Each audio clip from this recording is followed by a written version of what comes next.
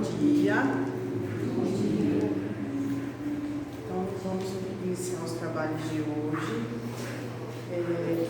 A palestra da Cristina, né? Mas vamos fazer uma oração antes, fechar nossos olhos, elevar os nossos pensamentos até Deus, até Jesus, imaginando aquela imagem de Jesus com cabelos longos, barba comprida, olhos azuis bem brilhantes e um manto azul bem comprido, e que Ele nos inspire nesse domingo. Pedimos a proteção dEle, do nosso anjo guardião, para nós, para todos os trabalhadores da casa, para os encarnados e desencarnados que estão aqui nesse momento. Então vamos fazer a prece que Ele nos ensinou. Pai nosso que estais nos céus, santificado seja o vosso nome. Venha a nós o vosso reino. Seja feita a vossa vontade, assim na terra como nos céus. O pão nosso de cada dia nos dai hoje. Perdoai as nossas ofensas, assim como nós perdoamos a quem nos tem ofendido. Não nos deixeis cair em tentações, mas livrai-nos de todo mal. Que assim seja, graças a Deus.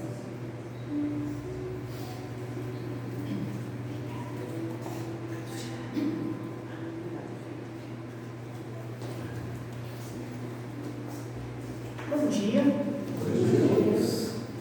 Então, seguindo o livro, o estudo do livro Mundo Regenerado, da Joana de Ângeles de Valdo, hoje vai ser o capítulo 15, que se chama Permanece Alegre. Particularmente, eu gostei bastante desse capítulo, desse livro, porque, e aí eu estava pensando que não é à toa, que essa casa faz essa homenagem a Joana de Ângeles, porque em poucas páginas ela oferece tanto conteúdo para reflexão, para observação, para essa conversa interna, que realmente é uma grande gratidão, pela doação, pela dedicação que ela e Divaldo tem. E nesse capítulo ela faz uma pergunta muito especial, e essa pergunta, assim, em alguns momentos eu vou trazer ela de novo à tona, para a gente estar refletindo. Ela coloca assim: o que tens feito com os ensinos de Jesus no dia a dia da tua existência? E essa é uma pergunta muito séria para a gente fazer, uma pergunta complexa, Então, dentro do nosso mundo interno, do nosso coração, o que a gente tem feito com os ensinos de Jesus no nosso dia a dia? Então, dentro dessa sutileza toda, ela desenvolve toda uma apresentação nesse capítulo sobre o processo de transformação interno associado às evoluções que foram acontecendo em civilizações, em sociedades, culturas. E aí ela nos faz relembrar que desde sempre o nosso planeta, todos os continentes, todas as civilizações, todas as formas de sociedade sempre passou de tempos em tempos por alguns chacoalhões.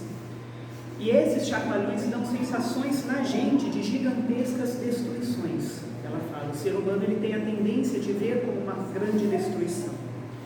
Aí ela fala, quantos fenômenos físicos, sísmicos, intensos, ameaçaram tudo de extinção. Houveram erupções, maremotos, tormentas, terremotos, até meteoro aqui. Então, houveram muitos marcos, mostrando as ações da natureza nesse orbe.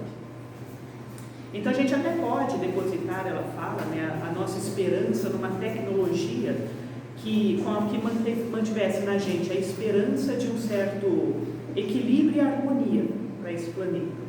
Mas ela fala, porém, faz parte da natureza o acordar de supergigantes que aparentemente estão adormecidos, mas que eles vão assumir o controle, e vão causar desordens, turbulências, porque precisam haver mudanças. Então, olhando para trás, quantas e quantas gerações anteriores, centenas de milhares de vidas, hoje já se encontram registros como no passado. Já não existe mais, elas estão adormecidas. E a gente guarda na nossa memória, através do estudo da história, grandes catástrofes que mudaram grandes civilizações. E ela fala que tudo isso faz parte desse processo de evolução e de transformação. A gente não deve olhar essas grandes transições como se fossem castigos divinos, não. Porque ela fala que tudo isso, ou também olhar como se fosse exclusivamente consequência da nossa ação. Ela fala que não, porque o orbe, o planeta está evoluindo, como todo o universo também.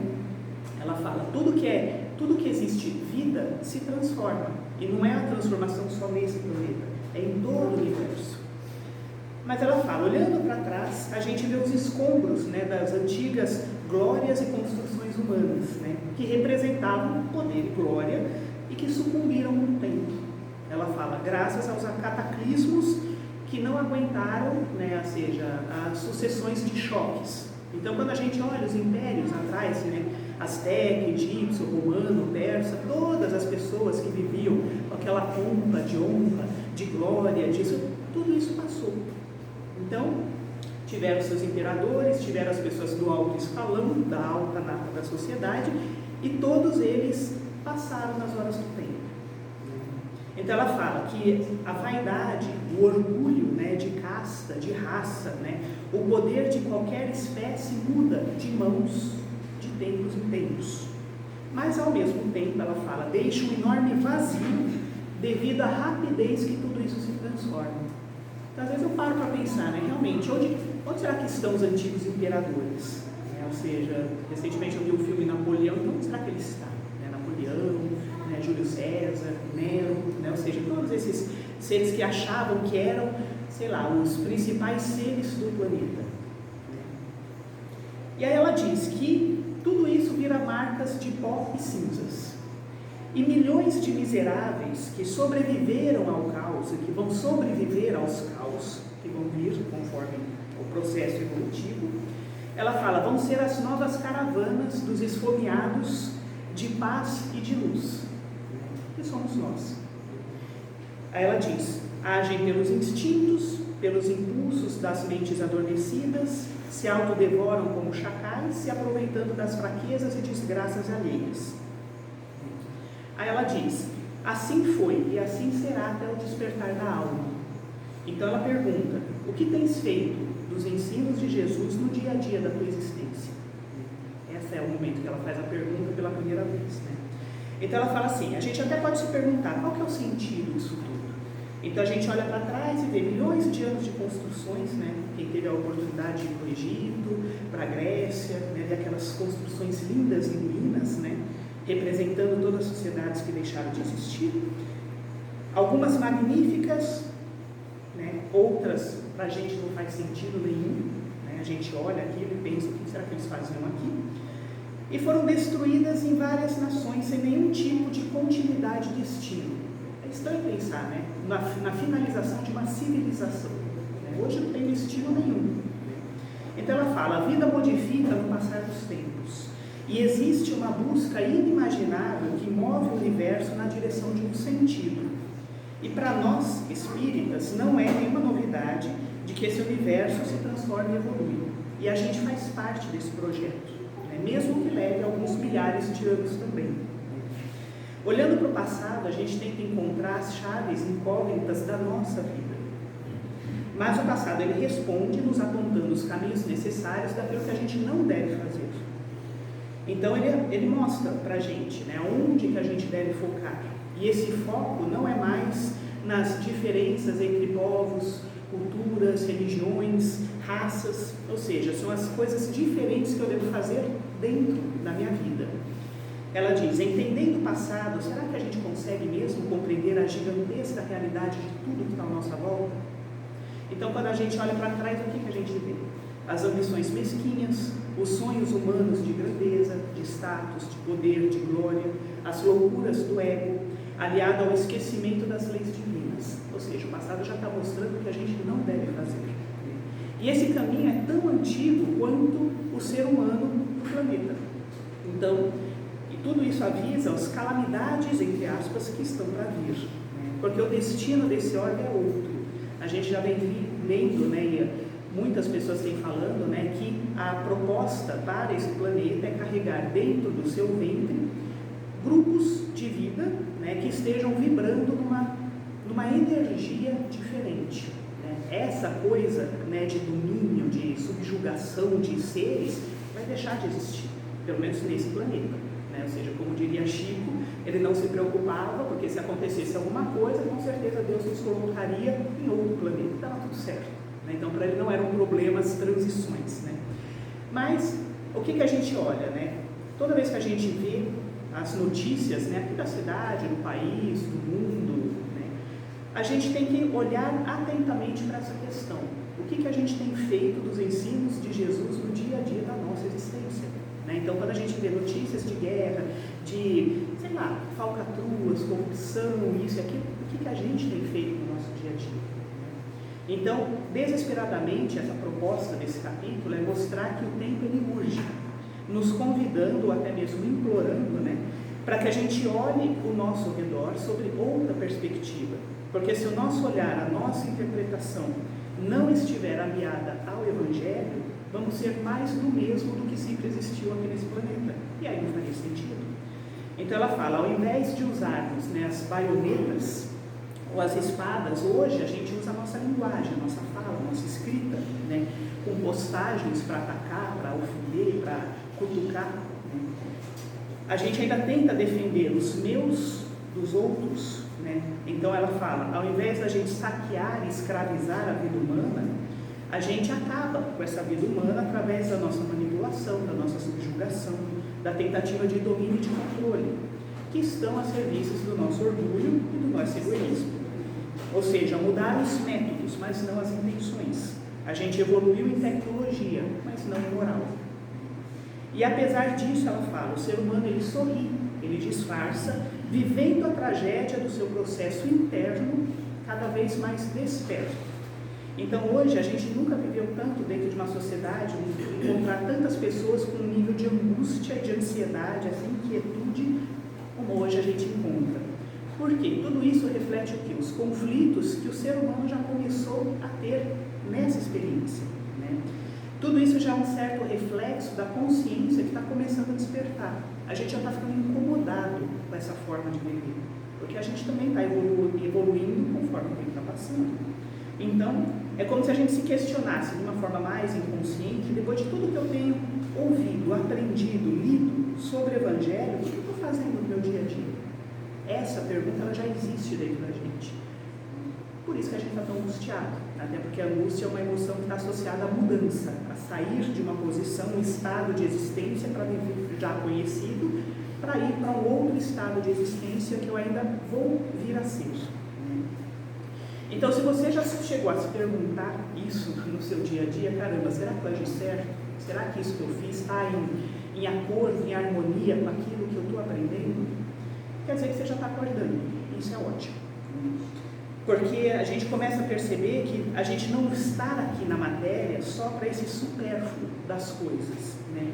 É como se a gente vivesse naquela relação do eu acordo, trabalho, pago as contas, me divirto, durmo, tenho férias uma vez no ano e assim vai ser até eu morrer. Ou seja, a gente já está quebrando essa correntinha, essa forma de existir. Né? Isso tudo faz parte da matéria, mas o propósito daqui, da gente estar aqui, é muito maior, que é o vencer a si mesmo.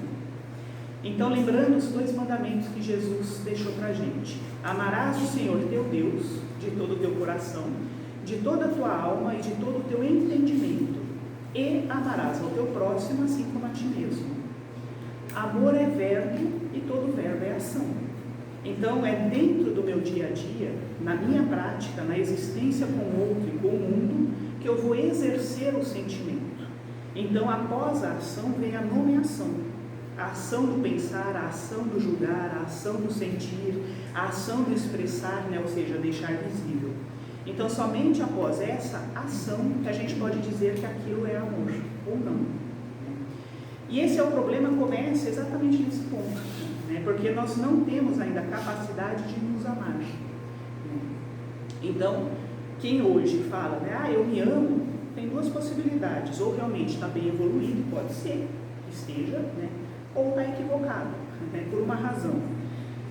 Primeiro, né, quando a gente ama, a gente não culpa. Começa por aí, né? É só ver, por exemplo, a relação de pais e filhos. Então, um exemplo bem pequenininho, né? Recentemente, há um tempo atrás, meu filho, que hoje tem 6 anos, ele descobriu que a parede branca de casa e giz de cera combinava, né? E aí ele resolveu não só pintar a parede, ele pintou o chão, a mesa, o sofá, que é cinza, eu descobri depois, bem depois que eu vi os riscos lá. Mas enfim, ele soltou a criatividade dele. Depois de quase pequenos infartos, né, que eu me lembro de ter tido, eu lembro que eu fiquei muito brava, fiquei, né, eu sei, claro, a gente tem que colocar limites, né, eu dei a esponjinha para eles terem como que era para pintar, sim, ele foi lá ajudar a limpar, a gente também ajudou ele a limpar, só que assim, tudo isso passa, eu não culpo ele pelo que ele fez, porque ele é uma criança pequena, ele tem 5 anos, imagina se eu fosse ficar na cabeça dele falando, você fez errado, que feio, como você fez isso, e ficasse na cabecinha dele. Ou seja, para quê? Concorda? Ou seja, o sentimento de amor olha para isso e fala, hoje eu lembro da cena, eu dou risada. É claro que eu não demonstro para ele, óbvio que eu não quero instigar ele a repetir a situação, né? Mas, assim, a gente se diverte com esse tipo de coisa. Mas o sentimento de amor não culpa, entende? Porque eu tenho a consciência que dentro do contexto da infância dele, ele vai viver coisas que faz parte, os pequenos erros, os pequenos riscos, as pequenas vivências que fazem parte do tamanho dele. Mas a gente não consegue se ver dessa forma, né? Dentro do contexto do adulto, sim, o adulto também erra, mas a gente não tem esse mesmo olhar interno para os nossos erros. Então, quando eu me culpo, eu fico, por que eu fiz isso? Não deveria ter feito, que coisa errada, que feio, que coisa... E fica essa voz de cobrança me torturando tempos a seguir. Eu converso com pessoas que às vezes demonstram aí uma culpa absurda de uma situação que aconteceu há 20 anos atrás. E a pessoa ainda está presa naquela sensação de massacre interno. Ou seja, é mais fácil eu amar uma criança ou amar uma pessoa, mas eu ainda não desenvolvi o amor comigo, porque amor não culpa, entende? A gente não tem essa tolerância, né? Aí eu sempre me lembro disso, o Medrado, né, José Medrado, é um palestrante baiano. Uma vez a gente estava assistindo uma palestra dele, aí ele olhou para todo mundo e falou assim, gente, pelo amor de Deus, entenda, se Deus te quisesse perfeito, Ele já tinha te feito assim.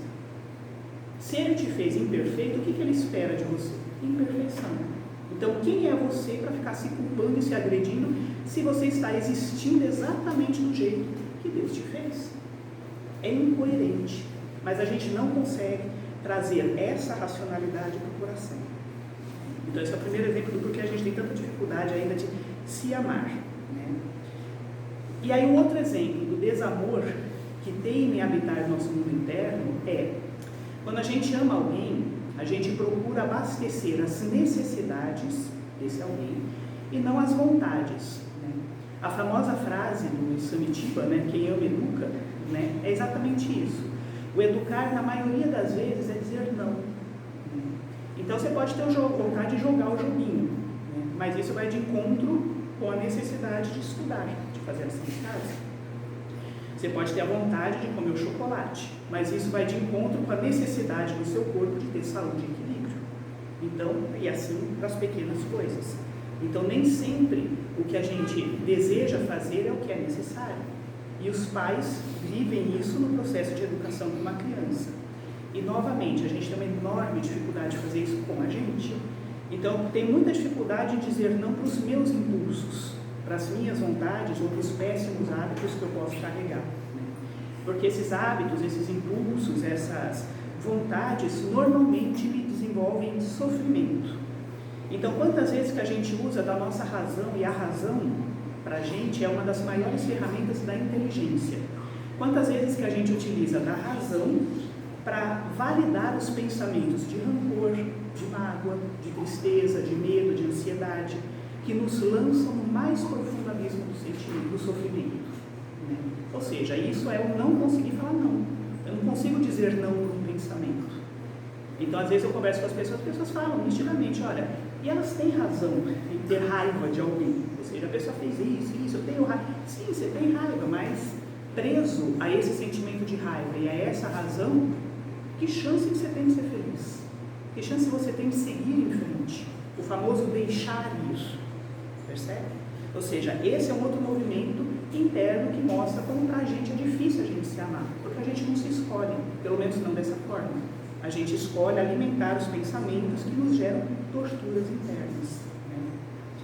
Então, quantas vezes a gente valida a nossa certeza do porquê não perdoar, não desapegar e não soltar aquilo que vai de encontro com o que a gente acha certo. Então, muitas vezes, como diria o De Luca numa palestra, você tem que se perguntar, você quer ter razão ou você quer ser feliz? Porque na maioria das vezes, os dois não andam juntos. E essa é uma escolha que a gente tem que fazer no santo dia. Então, como que a gente pode dizer que a gente se ama se a gente ainda age desse jeito? Então, o amor diz não, põe limites, educa sem culpar, sem focar na dor. Pelo contrário, o amor ele mostra que a gente já aprendeu algo. E se a gente aprendeu algo, a gente já não era mais do que éramos há 1 minuto atrás. Então, se aquela situação já passou, já foi. Às vezes eu fico sempre, a gente conversa, a gente fica se questionando. Tem tanta gente preocupada em querer saber o que foi na outra vida, você já foi. Ou seja, não perca tempo olhar para o passado, já foi, olha para frente. O Lino Oliveira tem uma musiquinha que ele fala, bonitinho, ele fala assim, nada se constrói com o que já passou. Você não constrói nada de novo com isso, olha para frente, o que você quer ser. Aí vem a pergunta, o que tem feito os ensinamentos de Jesus no dia a dia da tua existência? Quando a gente pensa em Cristo, em Jesus, que é o maior exemplo que já veio aqui na Terra, quando trouxeram lá a mulher adúltera para ele, qual foi a posição dele? Ou seja, ele ficou abaixado, olhando para o chão, depois que ele soltou a pergunta, aquele que não tiver nenhum pecado, que atire então a primeira pedra. Ele abaixou, para nem constranger ninguém com o seu olhar, com a sua presença. As pessoas em silêncio, num momento de introspecção, perceberam que todos eles já haviam errado, soltaram a pedra e foram embora. Quando Jesus olha e vê só ele e a mulher, qual é a posição dele? Ele olha para ela e fala, olha, se os outros não te condenaram, eu também não te condeno. Vai e não peque mais. Olha que diferença. E a gente acha mesmo que o alto vai ficar, você é uma cadernetinha, você errou aqui, errou ali, estou marcando, vai ter uma vida assim. Gente, não é assim que funciona, entende? Então, quando a Joana fala, mesmo diante de todas as calamidades, de todas as catástrofes, sempre surgiu a luz excelsa do amor celestial, oferecendo a felicidade para aqueles que ficaram e para aqueles que partiram. E todos passam sempre a mesma mensagem, segue. Ou seja, não há culpas, não há ninguém te condenando, coisas do tipo. Então hoje vivemos dias de tormentas e de angústias, e há uma predominância ainda da nossa sombra, que nada mais é do que a ignorância das leis universais, que traz daí, como a gente ignora as leis, aí a gente sente medo, discórdia, angústia, ou seja, desespero, toda vez que a gente está diante da pequenez do ser humano. Porém, como diz Joana, é também dentro desse mesmo ser humano que se encontram as sementes divinas da criação, na sua condição de também co-criador. A gente ainda não assumiu, está longe de perceber que nós somos co-criadores, como membros atuantes desse existir. Então, em todos os períodos da Terra, onde a vida se organizou em sociedade, mesmo que bárbara, espíritos de elevado nível já estiveram conosco, estabelecendo metas morais que deveriam acompanhar o desenvolvimento espiritual. Então, qual que é o objetivo? Por que a gente está vivo? Por que a gente está aqui nessa matéria? Para conquistar a nós mesmos, para desenvolver esse processo de autoiluminação. Seria a vitória do Deus interno, localizado em tudo e em tudo presente. Dentre os incontáveis espíritos de amor e de bem, Jesus se destacou em razão da sua altíssima elevação.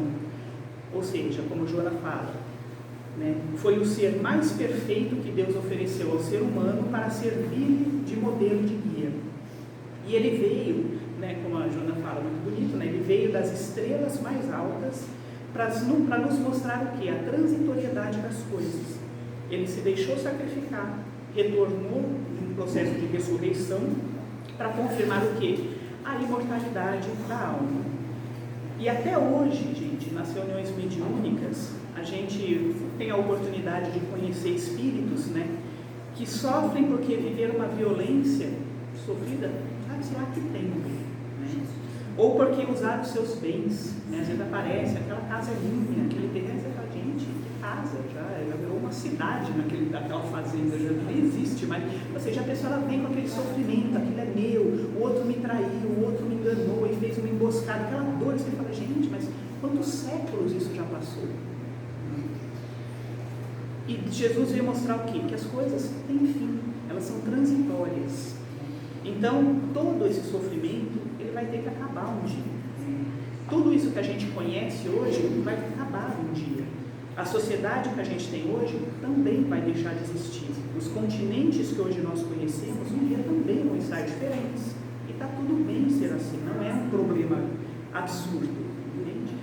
Durante longos períodos, aqueles que amaram Jesus foram atacados, humilhados, ridicularizados. Mas mesmo assim, Jesus estava afetuoso à espera de cada um.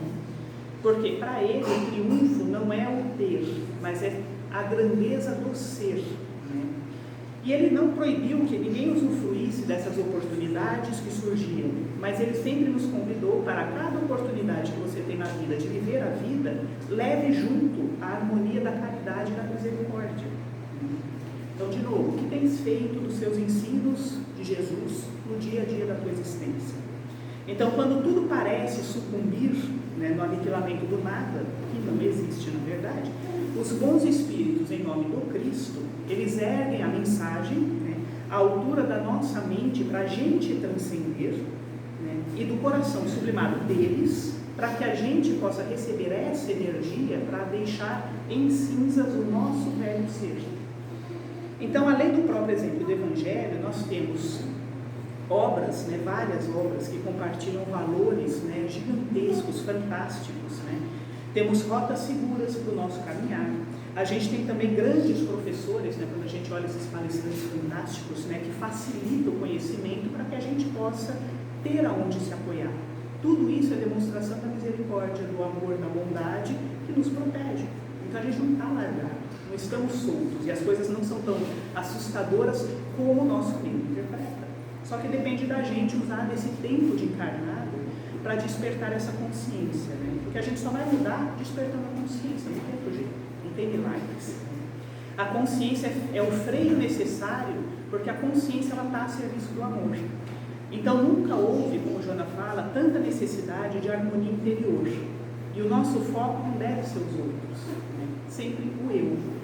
Então tem a fala maravilhosa também do Plínio, uma música que ele canta assim: quem deseja paz, investe no amor, desarmando o mundo em seu mundo interior.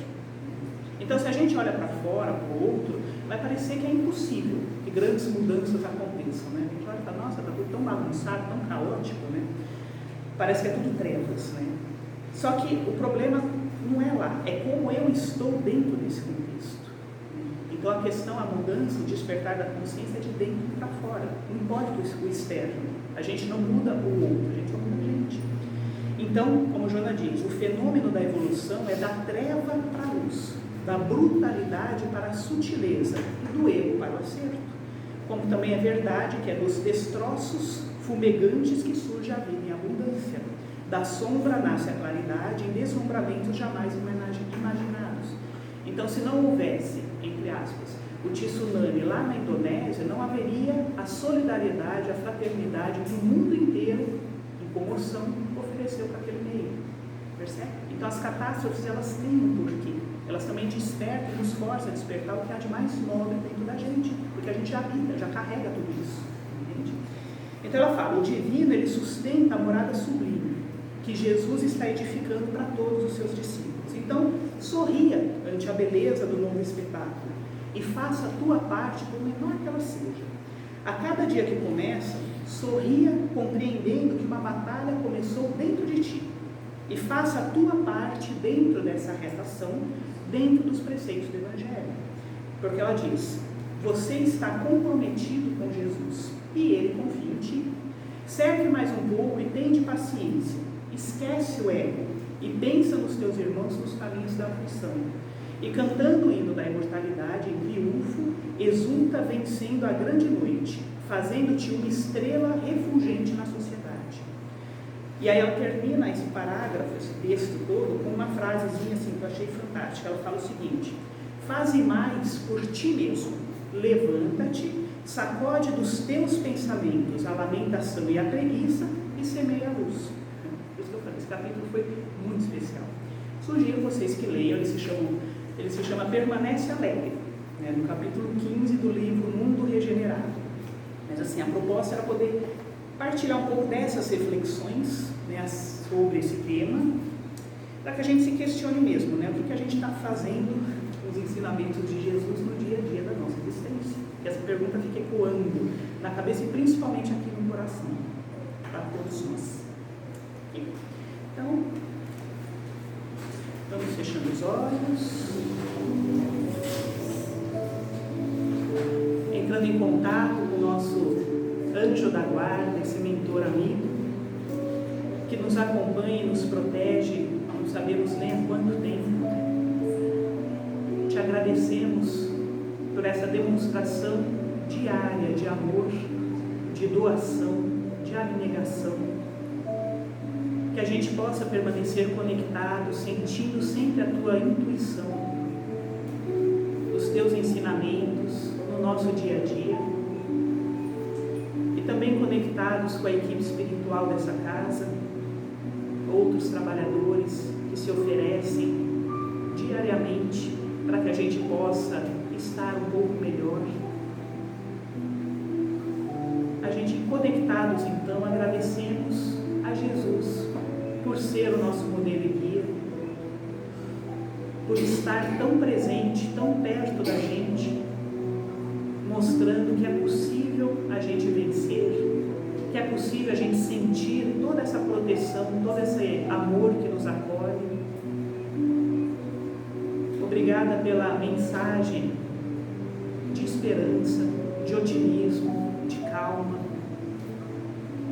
E agradecemos a Deus por esse lindo dom da vida, por esse planeta tão maravilhoso e por esse grupo que caminha com a gente. A cada um que a gente encontra é mais um irmão em jornada. Obrigada, Deus, por podermos fazer essa trajetória em grupo. Abençoa todo esse planeta, todas as vidas, todas as pessoas em estado de sofrimento.